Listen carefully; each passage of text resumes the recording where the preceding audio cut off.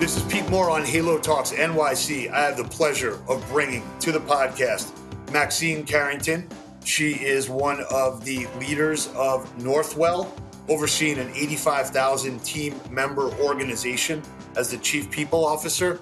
She's gotten several awards, high potential leadership development programs, top 25 women in healthcare, and we actually have her on Halo Talks. I'm excited to have Maxine. Welcome to the show. Thanks so much, Pete. Good to be here. Awesome. So being a native New Yorker, we've all seen all the commercials and know the strength and the market position of Northwell. We all view it as a great brand and providing great services, and probably one of the top organizations, in the metro area. So talk about how you got to the point of being the Chief People Officer, some of the things that you are working on and trying to to push through this year and going forward, given all the changes in what you could do for your employees these days. Yeah, thanks so much, Pete. And this is, we say this is the business we're in, and we take it pretty seriously. Our CEO, Michael Dowling, is very much committed to thinking bigger, more broadly, taking a broad definition or advancing a broad definition of what health is. So it's not just we wait for you to get sick and we react, but we actually try to go upstream. We look at communities. We look at the impact we can have in communities. And so for us, health is certainly, the all aspects of personal fitness and well-being, but it's also our stance on gun violence, on Black maternal and infant mortality, racism as a public health crisis, sustainability, right? And so just all of these aspects of health, that's important for us. And then certainly with our workforce, we say, right, with our workforce, we can't really be selling this to anyone else. So I began my journey with Northwell 15 years ago now. November made 15 years. I came, as I like to joke, as a recovering attorney from the New York City Mayor's Office of Labor Relations. Okay. I came to focus on labor relations. I stumbled into HR. And throughout my career journey, I've always thought about the human being. So even when I was an attorney with the city and I'm sitting in, let's say, an arbitration hearing on a disciplinary action with someone who's been disciplined for doing something or the other, I'm looking at this whole person thinking, how do we get here? Who are they? Could we have prevented this? What did we do to help and enable? And I didn't know what to do with that until I got here, honestly, at Northwell. And so that's sort of been one of my guiding principles, looking at the whole person. Who were they? Who are they today? Where do we want them to be? And certainly the role of well-being and how folks live their lives, right? So the entire life. And now more specifically, as you talked about where we're going, from a team member standpoint, we are a great place to work. We are highly engaged. We're not perfect, but we've done a lot to invest in culture and people. But now it's about the whole household. Right? Lessons learned during COVID, particularly. How can we not just look at the employee, the team member, but how can we help the people they care most about? And how do we have a relationship with the whole household, raise the standard of health of the whole household? And in doing that, we know we have greater societal impact. So that's been definitely a focus for the team and me right now. When you think about return on investment, which a lot of groups say, hey, I want to do all these things on a preventative health side, yet sometimes there's a black box of well, if I provide these wellness services, or I provide these a gym pass and I pay for that and I subsidize it, or I do cooking classes and are costs related to that, how important is it for you to say, okay, here's the actual data associated with that versus saying right now, look, I know this is impacting people. I know we're making change. Maybe we shouldn't look at this quantitatively right now. Maybe we should kind of look at it on a longer term basis. So how do you internally say, hey, I want to launch all these programs. I want this budget. But at the same time, I'm not going to show you what an ROI is, because this is not all about ROI. This is about the long game. No, agree. And look, I think we have to show the ROI. Honestly, healthcare tends to have a thinner margin than some other industries, other businesses. And so I think a lot of other companies can learn from us because we are an evidence-based industry. We Right. have to be grounded in research, and that applies here. And so, when today, the debate is not what it was before because the evidence is there. You could turn on Netflix, which is pretty accessible, and see all the health documentaries right Sure. now. You can read the many articles out there. So the research, the evidence is there to support this, and it is a matter of constantly educating people, certainly. The other piece of it is we today are advancing this concept of the team member as a customer. Interesting. And so you've got to have a competitive advantage as a company to be able to retain people, right? You could bring them in, but can you retain them? Hmm. So you've got to listen to your customers. And if your customer is telling you, I want to be healthier, I want to be well because I can be happier, right? I can certainly be more productive for you, Sure. but I can live a longer, better life. You got to lean into that. You've got to hear it. And you can't always deliver on everything the customer wants, don't get me wrong. But we know this is something that we see and that our programs do tend to be relevant and resonate with our workforce. So we're So leaning into what they need to help yeah. them. Yeah. So I mean, I love the idea of having like an employee deemed as like an additional customer to the company because Yeah. they are the most important stakeholder, especially in with health clubs and boutique fitness studios. You walk into one of those locations. Um, the labor or the human capital is the brand. I mean, they are representing your brand. It's Yeah. not like a That's packaged right. product That's right. that you That's a right. Cliff Bar and I unpackage it, and that's like my relationship with the brand is what's in the packaging. The brand is the human experience. So I like that. So That's people right. that are And if listening you to don't listen to your customer, know their needs and expectations, and yeah, try to meet them, they're going to walk. sure. Right? So same concept. So, Yeah. so when you look at it, and every year it comes out saying like, here's the things that employees want from their employer. Hmm. A lot of it's, Yeah. hey, I want to subsidize, or I want them to pay for my health club membership, or I want a meditation and yoga classes, or I want a get a massage, once a week or once a month where somebody comes in. What are some of the things that you deem as the most important, top three if you have those? And is that Yeah. based on like a survey that you do or based on like usage? Maybe you Yeah. could give us some insights because you've got a big pool of people. So it's probably the data is probably pretty accurate. Indeed. And by the way, you quoted 85. We are now up to over 86,000. Oh, So we are a mini congratulations. city, as I like to say. I was born on an island that's about 100,000 people, little island called Grenada. And so I always compare Sure. that because we're getting to 100,000, I'm pretty sure soon. So Gotcha. we do a lot of listening. That's core to our kind of human centered experience strategy at Northwell. So we're always listening. We certainly do surveys. We walk about, we do focus groups, all of it. And so through the years, there have been things that are pretty consistent. Treat me with humanity and dignity, Hmm. listen to me and respect me, care about me.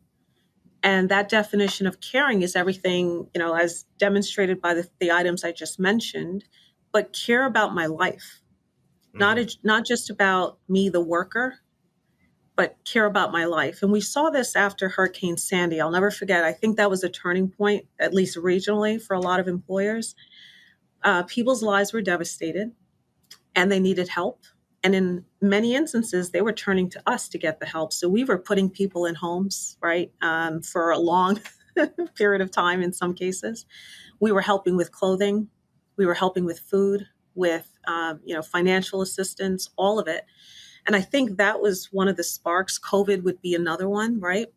Where you meet people where they are, you meet their physical needs. Um, I would say also there's this piece around sense of community. A lot of folks are lonely. And I Yep. think we don't, the Surgeon General, you saw about a year or so ago, put out a report on loneliness in America. Yeah. We've been People talking are about lonely. that for 7 years. We kind of look at it and Yeah, say, if we need to solve loneliness, diabetes, yeah, and obesity, those are the three things that we want I to try love and it. solve in the halo sector. Yeah, And we've yeah. been talking about loneliness just to interrupt you for a second because you're No, going to love please, this. please. So about 7 years ago, I spoke at the Clinton Health Matters conference in Palm Hmm. Springs. And right after I did a 5-minute speech, Clinton came on and he interviewed the top three insurance CEOs. And Mm-hmm. he said to Bruce Broussard, who was the CEO of Humana, he said, "What's the biggest issue in the healthcare industry?" And he paused and he said, "Loneliness is the biggest issue." And I Yeah. was kind of taken aback because I thought he was going to say heart disease or, smoking or, Right. overeating or portion control or what have you. And, um, and then it kind of struck me that, wow, like, and he told the story. He said, there's a woman who was like 82 years old. She was down in Florida. She Mm. stayed in her apartment and we basically picked her up. We brought her to a community center so she could play bingo and do arts and crafts and be around people. And he said, if we could solve loneliness and get people out of their own heads and That's actually right. interacting, Mm. um, Love the that. peer benefits of that, control people's behavior. Because when you're on your own, Yeah. you have a tendency to not be accountable to anyone but yourself and your internal thoughts. So that's when we kind of anchor ourselves to this loneliness idea. Yeah. And, I've gone through bouts where I'm, heads down on a deal and like the only thing that matters is the transaction and you kind of detach from other things or you make Mm-hmm. choices about, hey, I'm not going to go to the gym today because I got to work on this, do this conference call. And when you start making those kind of, habitual actions, it kind of takes you out of socialization. People say, hey, I'm not going to invite you to a dinner because you never show up anyway. And it's kind of a Yeah. slippery slope. So what are some of the things that you've seen on your programming to help people Mm-hmm. solve loneliness? Is it simply, providing events and making sure that they get there, or do people say, "Hey, I got some loneliness issues. Here's, give Mm-hmm. me a prescription for that." What have Yeah. you? Because this is deep. Look, I think it's all of it. And what you described, there are times for intentional solitude, right? And there can definitely be benefits from that. But we know societally, there's a huge disconnect happening, right? Heads down on the phone and all of that. We're seeing it with kids even. And we know that's having an impact. And even, the virtual environment. So while we've sought to be flexible as a health and well-being organization, you think about people who are at home, let's say for hours, staring at a screen in meetings, right? Yep. And not getting up, not getting air, not connecting with other human beings in a live, positive way. Yeah. And so that is definitely something we're concerned about. And so let's take the different portions of our workforce. If folks are working virtually, we're advancing ways that you can bring your teams together intentionally around health and well-being. So we've Gotcha. got a team at Northwell. They do a lot of health challenges. They meet quarterly, they set I was going to ask goals, you about that. and they connect. Yeah, they walk together, they hike together. It's pretty cool, and we're seeing more of that happening. We have an annual walk at Northwell. It's walk to basically teams are walking the distance of a destination.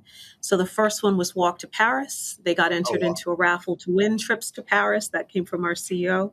There's been to Dublin, the parks, How long does it just take to walk to Paris?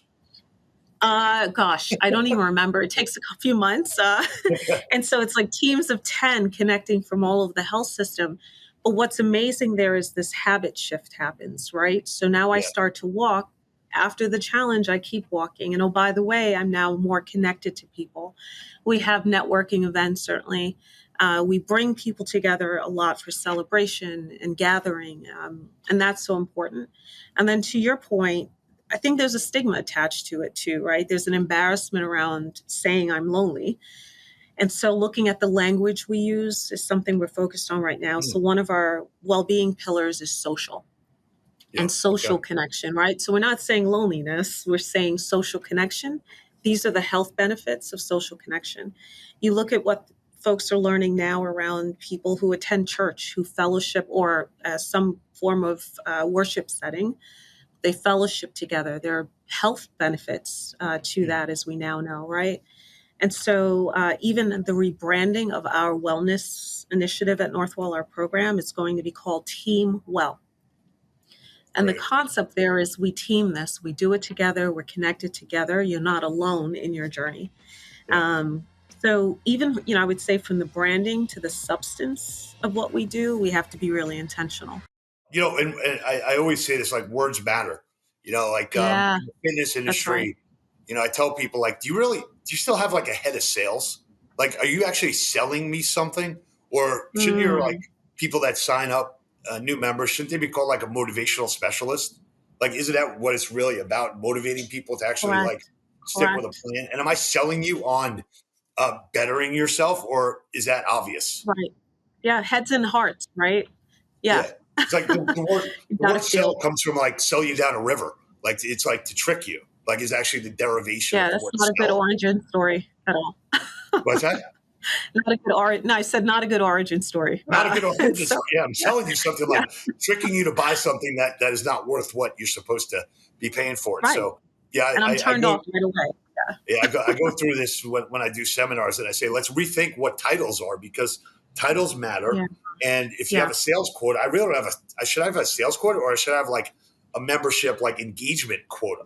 Like how That's many right. people can That's I right. convince to basically say, I want to be like you, or I want to That's do right. what you guys do. Yeah. So a couple things. One is that I want to cover here while we've got a couple minutes. One is, there's a tidal wave of HSA and FSA dollars that are now Hmm. effectively allowed to be released based on the IRS redefinition of how that can be used. There's several groups out there that we just learned about over the last couple months that are getting you a letter of medical necessity, which will pay for your mom's Hmm. infrared sauna at an HSA, FSA dollar. We talked about, yeah. Or I'll pay for it. Yeah. Being able to use my health club membership and actually put that on my HSA, FSA, or Yeah. fitness studios like Soul Cycle. So Hmm. how do you look at that and say, all right, I want you to actually use what's in your account? I'm assuming you guys build up. Do you have HSA or FSA or how Yes. does Yeah, that we work? do. We do. Yeah. And we definitely allow for that, for sure. That's one path, and we fully support it and have lobbied for things like that before. There's this aspect of affordability that, as we know, can be a barrier Yep. to certain lifestyles, right? So we know of communities that are healthy food deserts, that they Yeah. don't have access to fruit, to vegetables, et cetera. Or, walking is an easy kind of routine you can embark on, but what if it's not safe to walk in my neighborhood? Yeah. Yeah. Right. And so there's a whole economic equity piece here that we have to think about. So any instance where we can make it more accessible and affordable is something we have to contemplate and support. Yeah. Gym Pass is another engagement for us where we partner with this company, Gym Pass. It gives our team members access to whether it's gyms or virtual experiences or fitness apps, health and well-being apps, kind of meeting them where they are and meeting their needs. And what's great is they're not having to lock in to a single gym membership with one company, Right. right? They can be flexible. It could be near work. It could be near home. It could be if they travel. And then we're subsidizing some of the cost. And so that makes that price point lower for them. Mm-hmm. And so that's been another one that's been Yeah. resonating.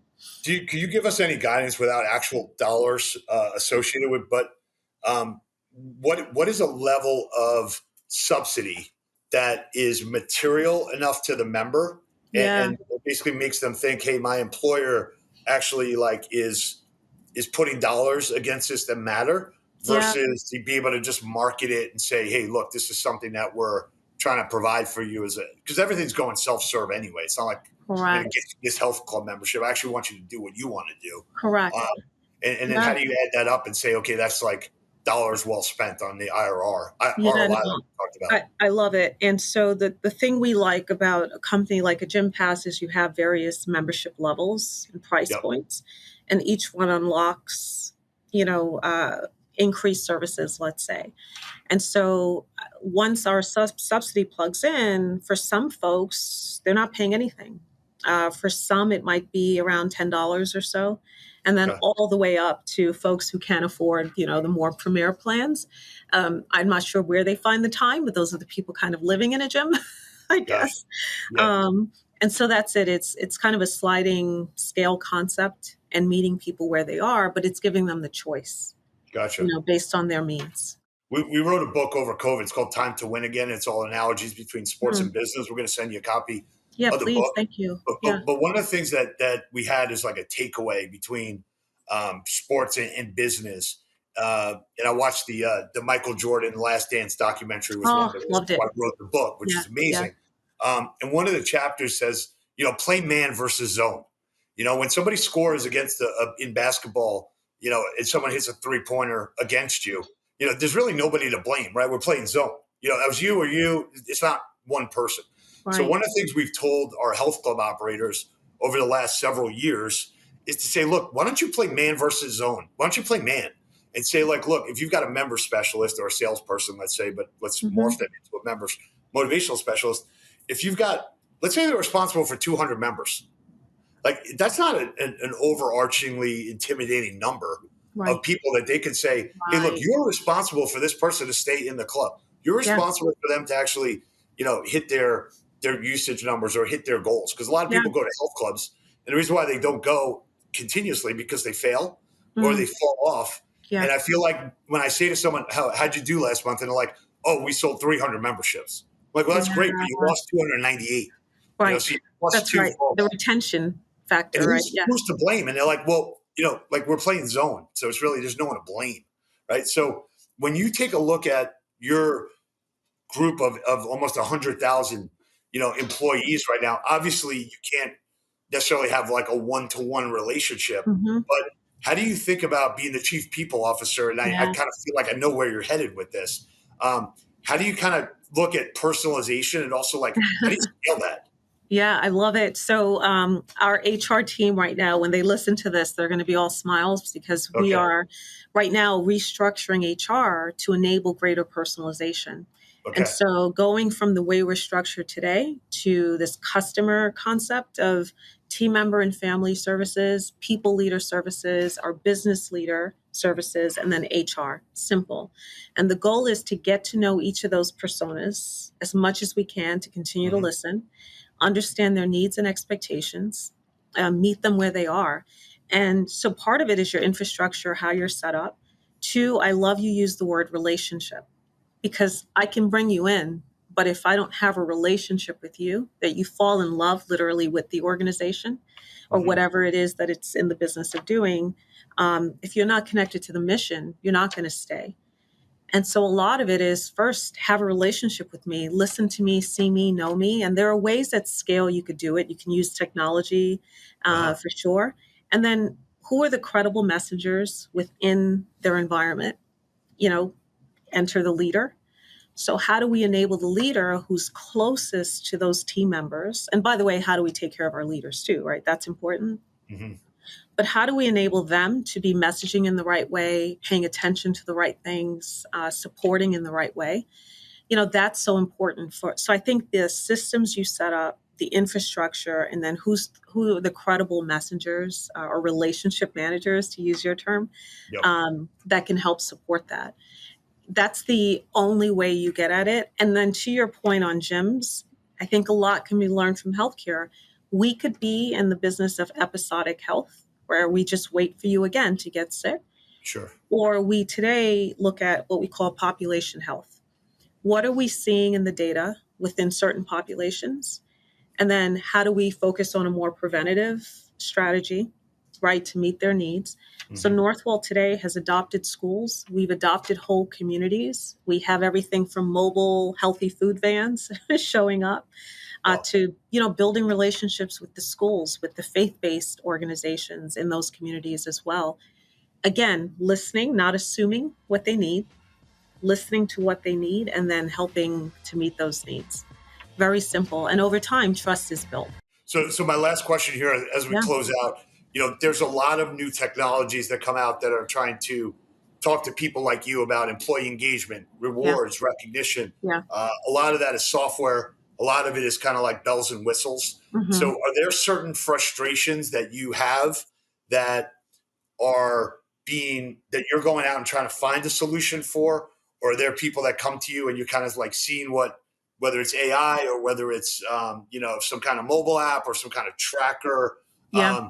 I'm sure you're like inundated with people always saying like, "Hey, buy Always, this on this SaaS." always Hey, this is pitching. whiz Yeah. bang, right? And it's like, okay, but you have no customers, you have no data, there's no evidence associated with this. So, just in closing here, Yeah. how do you, as the chief people officer, kind of say, hey, I got to manage. I got to return on my own time as Yeah. Maxine Carrington. I don't really have time to like look at every new trend or every new venture or every new widget that's out there. But I know what my frustrations are, and I'm going to go out and Hmm. solve for those. Or if it Yeah. doesn't solve a frustration I currently have, I really don't have time to like evaluate that. Can you just give us a Yeah. little bit commentary on that? So, look, I think we have a vision we know the experience we're delivering today. We have a longer term vision for where we want to go. And Yes. so we're always learning. And so we'll listen and meet with as many people as we can, as many companies as we can. Mm-hmm. Northwell even has a ventures division. So we have companies that pitch to us who want to even go into business with us as well. Okay. It helps fund our mission side, right? We can't just rely on traditional revenue streams anymore. Yeah. And so we're always learning. I think we look at a few things, particularly AI right now. Can you help us do things faster so we could spend time doing the things that are more meaningful? Mm-hmm. Be more efficient, right? So that our time is freed up, certainly, but the experience for folks is better, communication is better, et cetera. There's a cool new platform right now we're working with. The company is called Laudio. And what they've evolved to now is this leader operations dashboard. And so, in essence, it's pulling insights from all of our tech and it is nudging the leader to take certain actions. So, Nurse Pete seems to be working a lot of overtime. Hey, leader, check in on Pete, Wow. right? Pete's okay. Thank Pete, but also make sure you're distributing overtime equitably, giving that opportunity to everyone. And coming back to making sure Pete's okay, because we're not sure Pete should even be working this amount of overtime, or it's Pete's birthday, or it's Love it. Pete's graduation, or just other things pulling from the data we have. And so that's making life easier for the leader who's busy. To be more intentional and bring these alerts to their consciousness so then they can then act. So I think from an experience standpoint, we're certainly looking at that. And we've infused AI, in many ways, but definitely more to come. Well, thanks for using Nurse Pete as the example. I like that. I appreciate you rewarding me and recognizing my You're a accomplishments. member of the team. And my overtime work that seems to not get paid for, even though I'm the managing partner.